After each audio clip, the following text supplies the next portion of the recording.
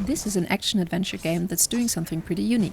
It's bringing Turkish medieval history and mythology to gaming, which I'm pretty sure you don't see very often. And the game is based on a massively popular Turkish TV series that's been running for years, but most Western audiences probably haven't heard of it. You play as Ertugrul, this tribal warrior who's searching for his kidnapped brother after the Mongol raiders attacked their settlement. The story starts with you arriving at a burned village, rescuing people and following clues about who took your brother. And the game switches between different time periods and characters. You'll also play as Turgut and Meryem, who each have their own fighting styles and weapons. The world itself is set in medieval Anatolia around the Alat region. They've put a real effort into making the environment feel authentic to the time and place.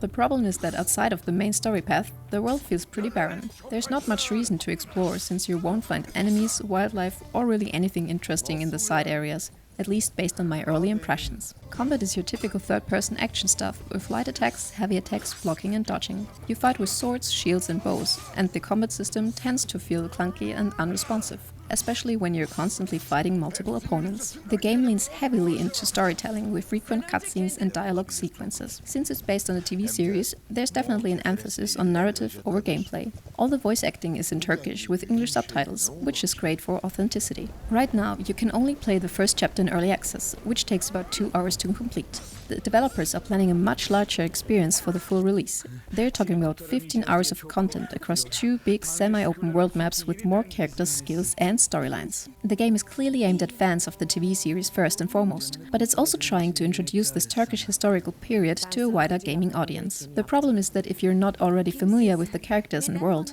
the story can feel confusing and poorly explained. The full release is planned for some time in 2026, so there's still time for the developers to address the issues. If you're curious about Turkish history or just want to try something that stands out from typical medieval games, it might be worth keeping an eye on as the development continues, but definitely wait for more polish before jumping into this one. And this sentence concludes today's video. If your time was respected, a like or comment is very much appreciated.